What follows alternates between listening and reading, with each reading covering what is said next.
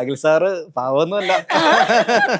ഞാൻ മറയൂര് വർക്ക് ചെയ്യുമ്പോഴത്തേക്ക് ഞാൻ ഒരിക്കലും റാൻഡോ ആയിട്ട് അന്ന് മുടി പൊക്കൊണ്ടിരിക്കുന്നുണ്ട്, പുഷ്പയൊക്കെ ഇറങ്ങിയിട്ട് കുറച്ചായി. ഇപ്പൊ ഇങ്ങനെ ചെയ്യുമ്പോഴത്തേക്ക് ഞാൻ പോകുമ്പോഴത്തേക്ക് മുട്ട അടിച്ചാലെന്ന് എൻ്റെ കൂട്ടുകാരൻ ചോദിച്ചു. അപ്പൊ അവനും അടിച്ചു, ഞാനും ഫസ്റ്റ് ടൈം അടിക്കുകയാണ്. അടിച്ചപ്പോൾ ഞാൻ നോക്കിയപ്പോഴത്തേക്കും അടിപൊളി കൊള്ളാം എന്നെനിക്ക് തോന്നി. അപ്പൊ അങ്ങനെ കാര്യം എൻ്റെയൊക്കെ ഏറ്റവും ലാസ്റ്റത്തെ തീരുമാനം നമ്മൾ തന്നെ എടുക്കുന്നത്. അപ്പൊ എനിക്ക് ഭയങ്കര ഇഷ്ടപ്പെട്ടു.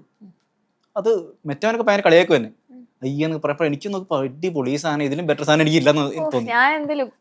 അതെ, അങ്ങനെ തോന്നി എനിക്ക്. പിന്നെ അന്ന് മീശ അത്ര ഇല്ല എനിക്ക്. പിന്നെ ഞാൻ മീശയും വളർത്തുന്നു, മറ്റേ വെള്ളമൊക്കെ ഒഴിച്ച് വളർത്തുക. ലാസ്റ്റ് അങ്ങനെയായിട്ട് അതെ ഇപ്പൊ ഇതും ആയപ്പോഴത്തേക്കും ഭയങ്കര ഒരു യുണീക് സാധനമായി. അങ്ങനെ അധികം പേർക്ക് ഒരു കാരിക്കേച്ചർ ഒക്കെ പോലെ തോന്നും. പക്ഷെ ആക്ച്വലി ഈ സാധനം ഉള്ളത് ഒരു നമ്മള് സോക്കോൾഡ് നമ്മള് സ്റ്റീരിയോടൈപ്പിക്കലി പറയുവാണെങ്കിൽ ഒരു ഗുണ്ട അല്ലെങ്കിൽ ഒരു ദുഷ്ടനായ കഥാപാത്രത്തിന് പറ്റിയ സാധനമാണിത്. പക്ഷെ അതുമായിട്ട് വന്നിട്ട് നമ്മൾ ഭയങ്കരമായിട്ട് വന്ന് ചിരിച്ചുകൊണ്ടൊരു ഫ്രെയിം നോക്കി പാടുക എന്ന് പറയുമ്പോഴത്തേക്ക് അങ്ങനെയൊക്കെ അറിയാം ചിലപ്പോൾ എൻ്റെ ഒരു റീലൊക്കെ ഹിറ്റ് ആകാൻ കാരണം ആകാനുള്ള ഒരു കാരണം. മറ്റേ ഗുണ്ടബിനു ഒക്കെ ഉണ്ടല്ലോ.